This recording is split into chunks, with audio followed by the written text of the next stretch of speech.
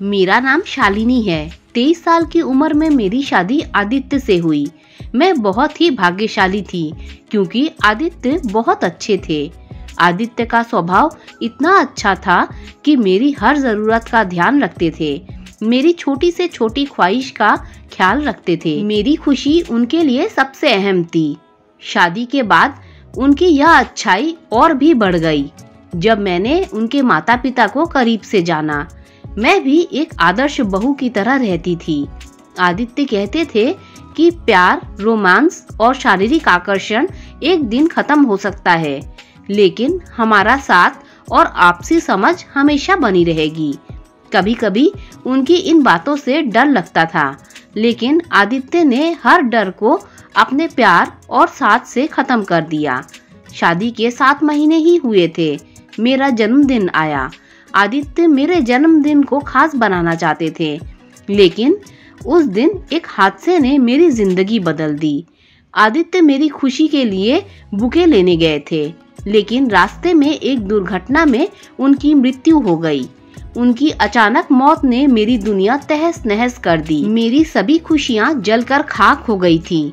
मैं अपनी जिंदगी से नफरत करने लगी थी। मैं जब भी आदित्य को याद करती तो रोने लगती।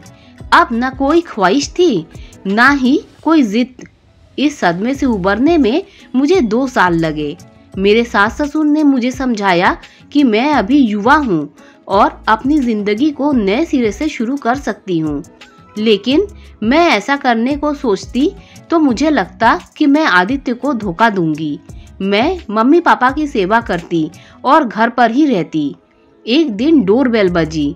मैं दौड़कर गई, दरवाजा खोला। दरवाजे पर एक युवा खड़ा था। मैंने पूछा, आप कौन हैं? तो वो बोला कि आदित्य के मामा का लड़का हूँ और मेरा नाम शिवम है। तब तक मम्मी आ गई। शिवम ने देखते ही मम्मी के पैर छुए। माँ ने उसे गले से लगा लिया और घर के हाल चाल पूछने लगी। मैं भी चाय बनाने किचन में चली गई। चाय देकर मैं कमरे में चली गई। थोड़ी देर बाद शिवम मेरे कमरे में आया और मुझसे कहने लगा, भाभी आपने मुझे देखा नहीं क्योंकि मैं बाहर रहता था, इसलिए घर नहीं आता था। मुझे बहुत दुख हुआ आदित्य भैया के बारे में सुनकर। इतना कहते ही मैं रोने लगी।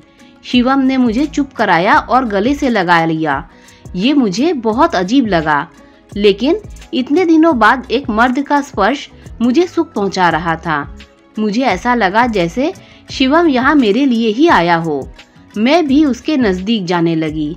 सुबह शाम शिवम से पूछकर उसके पसंद का खाना बनाती और दिन भर हम बातें करते। हम दोनों में प्यार बढ़ गया था। एक दिन मम्मी पापा बाजार गए और मैं किचन में काम कर रही थी। तभी शिवम किचन में आया और दोनों हाथ कमर में डालकर मुझे जकड़ लिया। मुझे बहुत सुकून मिल रहा था। मैं जैसे सिमट सी गई थी। मैंने गैस बंद की और शिवम से लिपट गई। शिवम ने मुझे गोद में उठा लिया और बेड पर ले गया। 3 वर्षों बाद आज मैं बरसात में भीगी। इस बरसात ने 30 मिनट तक भिगोया। आज मैं बहुत खुश थी। तभी डोरबेल बजी। मैं कपड़े सही करने लगी और शिवम दरवाजा खोलने चला गया। माँ और पापा बाजार से आ गए थे। दोपहर का खाना हम सभी बैठकर कर रहे थे। आज मैं बहुत खुश थी। तभी मेरे ससुर ने कहा कि बहू, तुमको शिवम पसंद है? ये सुनते ही मैं शर्मा गई और कमरे में चली गई। सब समझ गए थे कि मैं इस रिश्ते से राजी हूँ। थोड़ी देर बाद मेरी माँ मेरे कमरे में आई और वो बताने लगी कि मैंने अपने भाई से बात की तुम्हारे और शिवम के रिश्ते को लेकर। फिर उन्होंने शिवम को यहाँ भेजा था।